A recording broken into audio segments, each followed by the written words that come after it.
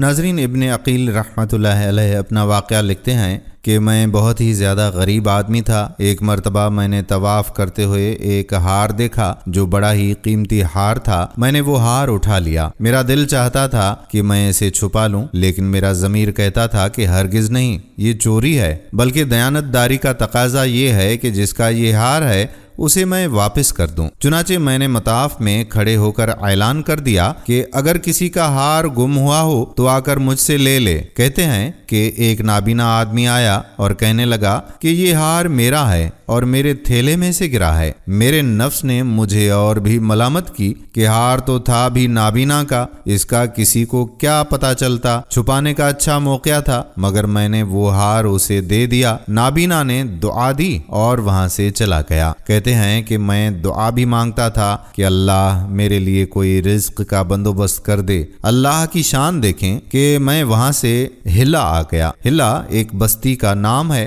وہاں کی ایک مسجد میں گیا تو پتا چلا کہ چند دن پہلے امام صاحب فوت ہو گئے تھے۔ لوگوں نے مجھے کہا کہ نماز پڑھا دو۔ جب میں نے نماز پڑھائی تو انہیں میرا نماز پڑھانا اچھا لگا۔ وہ کہنے لگے کہ تم یہاں امام کیوں نہیں بن جاتے؟ میں نے کہا بہت اچھا۔ میں نے وہاں امامت کے فرائض سر انجام دینے شروع کر دیے۔ تھوڑے دنوں بعد پتا چلا کہ جو امام صاحب پہلے فوت ہوئے تھے ان کی ایک جوان سال بیٹی ہے۔ وہ وصیت کر گئے تھے کہ کسی نیک بندے سے اس کا نکاح کر دینا۔ مقتدی لوگوں نے مجھ سے کہا کہ جی اگر آپ چاہیں تو ہم اس یتیم بچی کا آپ سے نکاح کر دیتے ہیں۔ میں نے کہا جی بہت اچھا۔ چنانچہ انہوں نے اس کے ساتھ میرا نکاح کر دیا۔ شادی کے کچھ عرصے کے بعد میں نے اپنی بیوی کو دیکھا کہ اس کے گلے میں وہی ہار تھا جو میں نے طواف کے دوران ایک نابینا آدمی کو لوٹایا تھا۔ اسے دیکھ کر میں حیران رہ گیا۔ میں نے پوچھا کہ یہ ہار کس کا ہے؟ اس نے کہا کہ یہ میرے ابو نے مجھے دیا تھا۔